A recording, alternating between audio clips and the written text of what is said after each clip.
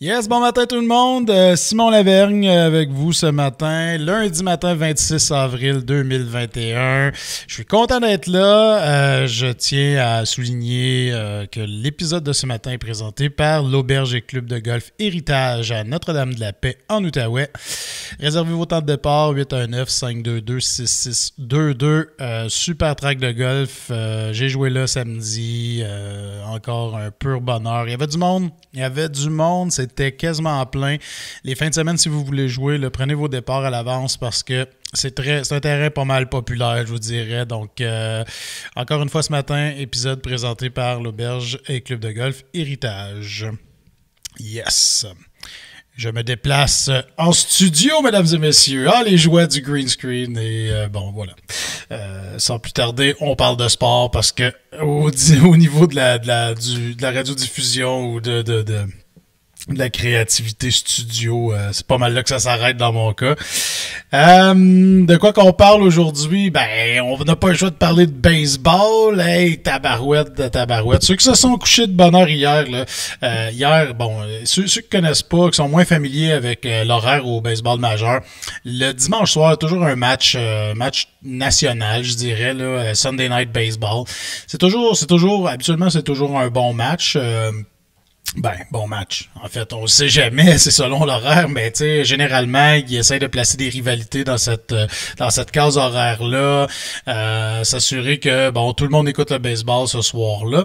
Et hier soir, c'était la conclusion de la deuxième série entre les Padres et les Dodgers. Et si vous ne suivez pas cette série-là dans le baseball majeur, vous manquez tout un show, parce qu'encore une fois, hier soir, ça a été un match épique. Victoire des Padres 8-7 en 11e manche. Les Padres qui perdaient 7-1 à un moment donné dans le match, 5e manche, je crois. Et là, ça a explosé. La remontée,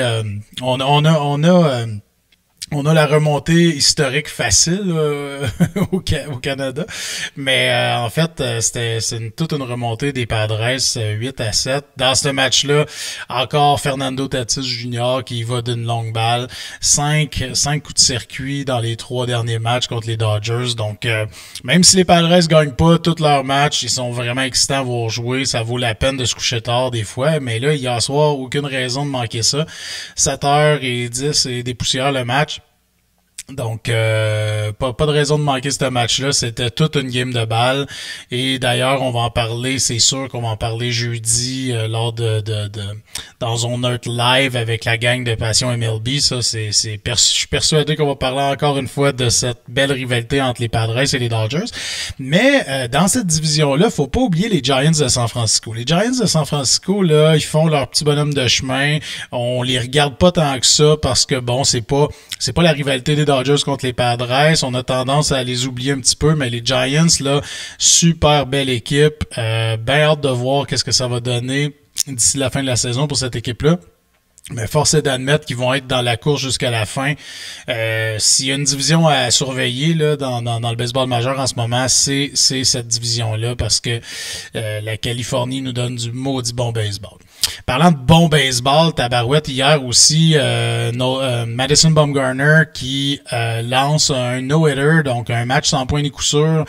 Par contre, c'était le deuxième match de la journée, donc depuis l'année dernière, les double-headers, comme on dit, les matchs qui doivent être repris dans la même journée, ne sont que de 7 manches. Donc, au lieu d'avoir un match sans point ni coup sûr, comptabilisé, si on veut, de 9 manches, on appelle ça, en tout cas, j'ai vu ça hier pour la première fois, mais dans les médias, ils appellent ça un unofficial no-hitter, donc un match sans point ni coup sûr non officiel. Puis ça m'a lancé un peu le débat à savoir est-ce que ça devrait être comptabilisé comme un match sans point ni coup sûr alors que techniquement le lanceur lance un match sans point ni coup sûr et ce match-là est officiel au baseball majeur. Donc c'est un match de 7 manches, oui, mais c'est un match officiel donc qui compte pour une victoire pour l'équipe anyways. Donc, est-ce que ça devrait compter comme un match sans point ni coup sûr au même titre que les matchs sans point ni coup sûr de 9 manches, par exemple? La question est bonne à se poser quand même, c'est quand même intéressant, puis on va débattre un peu de ça justement jeudi en Zone Neutre Live avec la gang de Passion MLB, parce que je les ai un peu... j'ai envoyé un message hier à Charles Alexis pour lui dire justement, hey, tu penses-tu que ça devrait être considéré comme un match en point de coup sûr, tout ça? Donc on a eu un bel échange avec la gang de Passion MLB justement à ce sujet-là, fait que j'ai bien hâte d'en parler avec eux autres. Moi, selon moi, le match est officiel, c'est un no-hitter. Il devrait peut-être juste avoir une mention à côté que, bon, ça a été fait sur un match de 7 manches, mais techniquement, il n'y a rien qui dit qu'il n'aurait pas lancé un match en point de coup sûr de 9 manches. En tout cas, donc pour les fans de baseball, Madison Bumgarner, justement un ancien des Giants, moi j'adorais ce gars-là avec les Giants, maintenant qu'il est avec les Diamondbacks de l'Arizona, ben on le voit lancer pas mal moins souvent, je sais pas pourquoi. Les matchs des Diamondbacks, si t'es pas abonné à MLB TV, là, t'es vois pas passer tant que ça, donc voilà. Quoi d'autre dans le baseball majeur? Ben hier, les Blue Jays l'ont emporté 1-0. Gros week-end pour les Blue Jays quand même contre les Rays de Tampa Bay. C'était une série assez importante, comme la plupart des séries à l'intérieur de la division, parce que bon, la division l'Est de l'américaine est tellement forte avec les Yankees, les Red Sox, les Rays, les Blue Jays. Donc, et même les Orioles là, qui ont mis fin à la série de victoires des A's d'Oakland hier, justement. Mais bon, tous les matchs sont importants, mais notamment ceux que tu joues à l'intérieur de ta propre division. Donc, hier, c'était encore une fois un match contre les Rays. Les Blue Jays l'emportent 1-0. Par contre, Ryu, le lanceur partant numéro 1 des Blue Jays, se blesse en quatrième manche, quitte le match, pas trop d'informations à ce sujet-là. Ça semble être une blessure à la jambe. Par contre, il avait l'air quand même de bien marcher, puis bon, peut-être plus de la prévention dans son cas. Il va sûrement avoir des détails au cours de la semaine, puis je vais vous tenir au courant de ça. Par contre, les Blue Jays sont pas en position de perdre des lanceurs partants, hein? Donc ça va te faire mal aux Jays en espérant qu'il manque pas trop de départs, ou s'il en manque un seul, c'est parfait. Mais tu sais, on verra qu'est-ce qui va arriver avec ça. Sinon, Steven Matz, encore une fois en fin de semaine, qui remporte un 4e match de suite, 4 victoires, aucune défaite. Mine de rien, ce gars-là qui avait été un peu chassé du revers de la main, s'enligne vers une saison incroyable. S'il continue à ce rythme-là, c'est un Cy Young assuré. On va se garder une petite gêne, on va se garder un petit peu de réserve sur ça. Mais en tout cas, 4-0, je pense qu'il peut... il donne vraiment de fiers services. Il rend de fiers services aux Blue Jays, ça c'est certain. Il y a tellement eu d'affaires en fait de semaine dans le monde du sport. Bon, les Canadiens, au niveau du hockey, on s'entend, là, ça commence à être difficile. Là. 2 défaites contre les Flames de Calgary. Il va falloir que ça commence à gagner de ce côté-là, parce que là, c'est vrai que le classement se resserre, puis pas à peu près.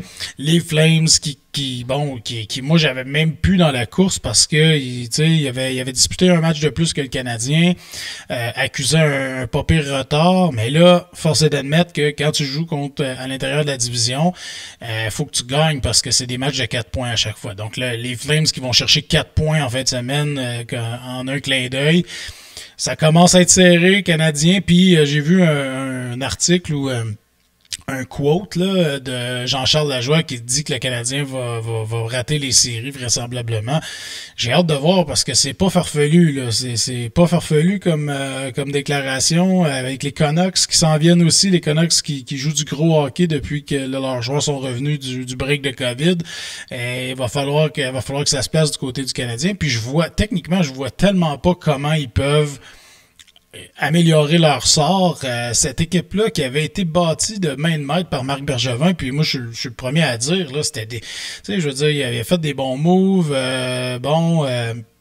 cette équipe-là était rapide, c'était toute beauté de les voir jouer, mais avant la date limite des transactions, t'ajoutes des gars comme Eric Stahl, tu sais, un gars moins rapide, Corey Perry qui fait partie maintenant, tu sais, des joueurs réguliers, ce qui aide pas à augmenter la rapidité non plus. Donc peut-être ces joueurs-là vont avoir une utilité incroyable à cause de leur expérience en série, mais force est d'admettre que ça les aide pas dans la course aux séries présentement, dans une ligue nationale, puis dans une division nord surtout qui est hyper rapide. je pense que l'identité du Canadien vient d'être un peu perdue à cause de ça. Pendant ce temps, les Pesky Sens continuent d'embêter tout le monde en gagnant des matchs, un peu partout. Fait que sont beaux à voir aller. Quelle belle jeunesse du côté des Sénateurs. Ça va être beau à voir ça dans une couple d'années. Tim Studsley qui, je pense, qui fait écartiller pas mal les yeux là. Ça se dit-tu ça, écartiller? En tout cas, il attire l'attention pas à peu près. Brady Tkachuk qui continue d'être un Tkachuk puis d'être fatigant en face de tout le monde. Puis on aime ça. Donc, les Sens, malgré la dernière place au classement dans Division Nord, ça demeure une équipe qui sont le fun à regarder. Au golf, le tabarouette, les Australiens sont revenus, hein, Mark Leishman, puis je me souviens pas de son prénom, mais Smith sont revenus pour gagner ce tournoi-là du Zurich International Classic, formule en équipe au niveau du golf, et puis tu sais ceux qui je le disais la semaine passée, mais ceux qui trouvent que le golf c'est trop lent, il y a pas d'émotion puis tout ça, mais quand tu amènes des formules en équipe au golf, c'est assez incroyable. Puis ça m'amène à vous jaser que cette semaine à On Zone Nerd Live, justement, on va jaser de golf grâce à mes deux invités vedettes, Johan Benson, qui est professionnel au club de golf Le Mirage à Montréal, et Simon Camiran. Simon Camiran, si vous le connaissez pas, je pense qu'il s'est rendu assez populaire, même célèbre, grâce à ses capsules sur YouTube et Facebook. Donc, Simon c'est un professionnel de la PGA du Canada, et qui donne des leçons, si on veut, sur YouTube. Donc, des petits clips pour aider à améliorer votre élan puis tout ça.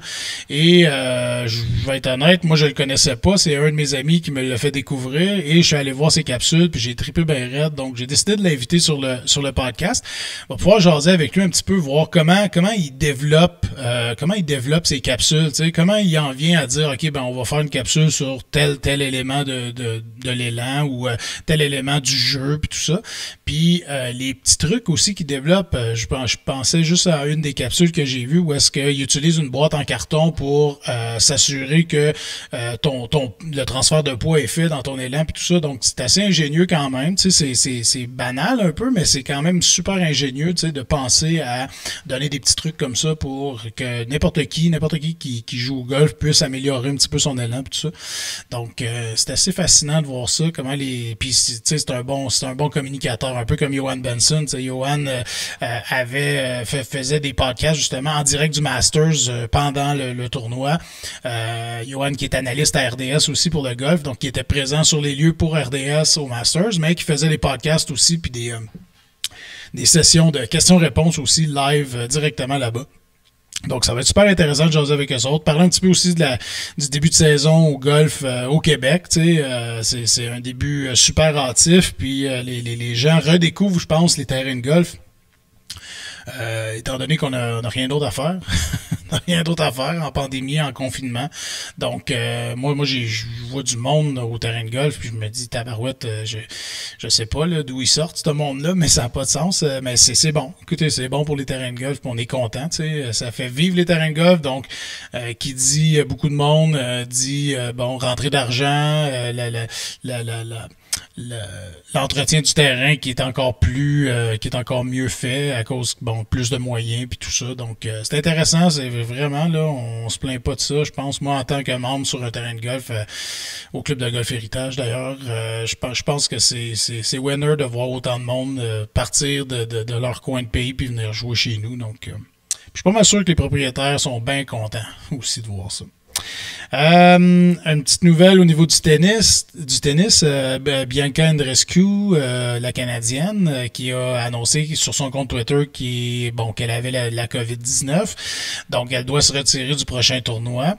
Et il y en a là, des athlètes, là, il y en a pas mal là, qui se sont Il y en a pas mal qui ont pogné la COVID. Moi, je me fais vacciner cette semaine, jeudi, donc je me croise les doigts là pour que tout aille bien jusqu'à jeudi, mais j'ai vraiment hâte de me faire vacciner. Puis je vous encourage à le faire aussi. Allez prendre rendez-vous.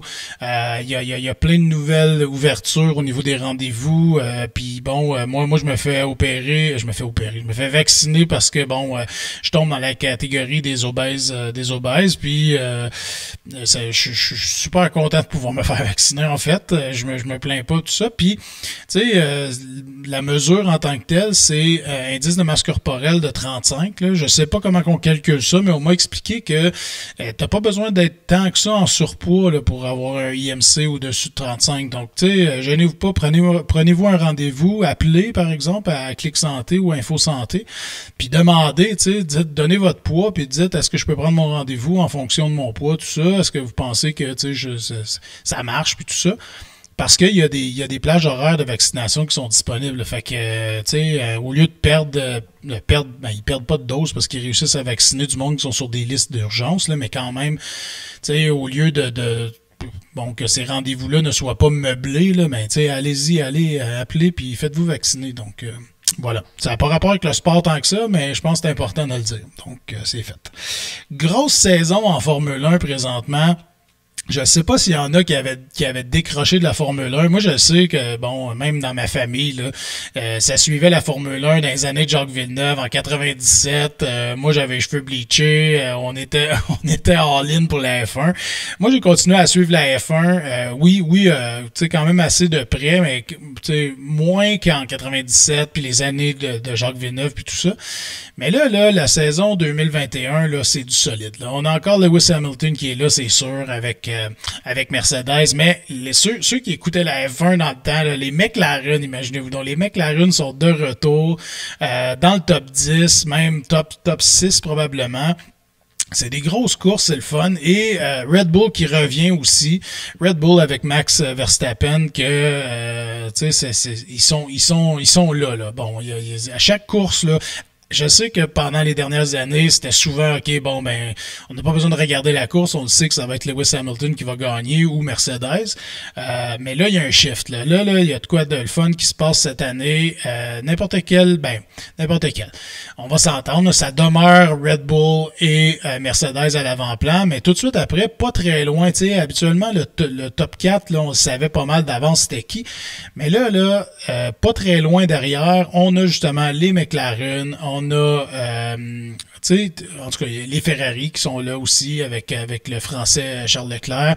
Donc, tu sais, c'est vraiment intéressant comme saison de F1. Puis je vais essayer d'avoir Jeff Drouin sur le podcast bientôt parce que Jeff, c'est le gars derrière fanadien.com. Donc, c'est un gars de hockey, mais c'est un passionné, c'est un fan fini de Formule 1 aussi.